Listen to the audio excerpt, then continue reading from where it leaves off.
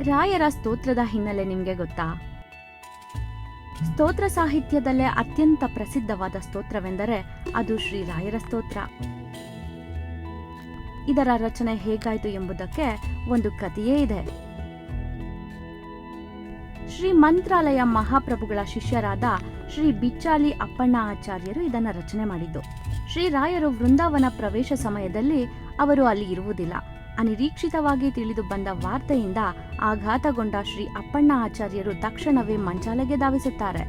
ಶ್ರೀ ರಾಯರ ರೂಪವನ್ನ ಮನದಲ್ಲಿ ಚಿಂತಿಸುತ್ತಾ ತದೇಕ ಚಿತ್ತರಾಗಿ ಮಂಚಾಲೆ ಕಡೆ ಧಾವಿಸುತ್ತಿರುವಾಗ ಶ್ರೀ ಪೂರ್ಣಬೋಧ ಎಂದು ಪ್ರಾರಂಭವಾದ ಸ್ತೋತ್ರ ಮಂಚಾಲೆಗೆ ಬಂದಾಗ ಯೋ ಭಕ್ತ್ಯಾ ಗುರು ರಾಘವೇಂದ್ರ ವಿಭೂತಿರಾದುಲ ಎಂಬ ಶ್ಲೋಕದವರೆಗೆ ಬಂದಿತ್ತಂತೆ.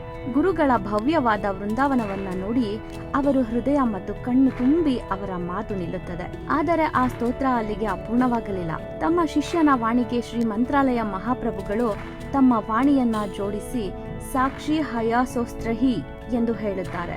ವೃಂದಾವನದಿಂದ ರಾಯರ ಧ್ವನಿ ಬಂದಿದ್ದು ಎಲ್ಲರಿಗೂ ಗೋಚರ ಮತ್ತು ಶ್ರವಣವಾಗಿದೆ. ಶ್ರೀ ಗುರುರಾಜರಿಂದ ಮುದ್ರೆ ಬಿದ್ದ ಸ್ತೋತ್ರವೆಂದು ಅಂದಿನಿಂದ ಇಂದಿನವರೆಗೂ ಮತ್ತು ಈ ಕ್ಷಣದವರೆಗೆ ಸಹ ಅಬಾಲವೃದ್ಧರಾಗಿ ಎಲ್ಲ ರಾಯರ ಭಕ್ತರು ಪಠಣೆ ಮಾಡುವುದು ರೂಢಿಯಲ್ಲಿದೆ. ಶ್ರೀ ಅಪ್ಪಣ್ಣ ಆಚಾರ್ಯರು ಈ ಸ್ತೋತ್ರವನ್ನ ಮುಗಿಸಿದಾಗ ಶ್ರೀ ಗುರುರಾಜರು ವೃಂದಾವನದ ಒಳಗಿದ್ದು ಶ್ರೀ ಹರಿಯ ಇನ್ನೊಂದು ರೂಪವಾದ ಶ್ರೀ ಹಯಗ್ರೀವ ದೇವರ ಸ್ತೋತ್ರವನ್ನ ಮಾಡುತ್ತಾ ಇದ್ರಂತೆ. ಆದ್ದರಿಂದ ಕೊನೆಯಲ್ಲಿ ಹಯಗ್ರೀವನೇ ಸಾಕ್ಷಿ ಎಂದು ಹೇಳುತ್ತಾರೆ. ಇದನ್ನು ಭಕ್ತಿ, ಶ್ರದ್ಧೆ ಮತ್ತು ವಿಶ್ವಾಸದಿಂದ ಪಠಣೆ ಮಾಡಿದವರಿಗೆ ಶ್ರೀಹರಿಯ ಕರುಣೆ ಎಂಬ ಪ್ರಸಾದ ಸಿಗುತ್ತದೆ ಮತ್ತು ಅವರ ಇಷ್ಟಾರ್ಥ ಸಿದ್ಧಿಯಾಗುವುದು ಎಂಬುದು ಬರೀ ಶ್ರೀ ಅಪ್ಪಣ್ಣ ಆಚಾರ್ಯರ ಮಾತಲ್ಲ, ನನಗೂ ಸಹ ಸಮ್ಮತ ಎನ್ನುವುದು ಶ್ರೀ ಹಯಗ್ರೀವ ದೇವರು ರಾಯರ ಅಂತರಂಗದಲ್ಲಿದ್ದು ನುಡಿದಿದ್ದಾರೆ. ಇದನ್ನು ಅರಿತ ಶ್ರೀರಾಯರು ಸಾಕ್ಷಿ ಹಯಾಸ್ಯೋಸ್ತ್ರಹಿ ಎಂದು ವೃಂದಾವನದ ಒಳಗಿದ್ದುಕೊಂಡು ಘೋಷಿಸಿದ್ದಾರೆಂದು ಹೇಳಲಾಗುತ್ತದೆ.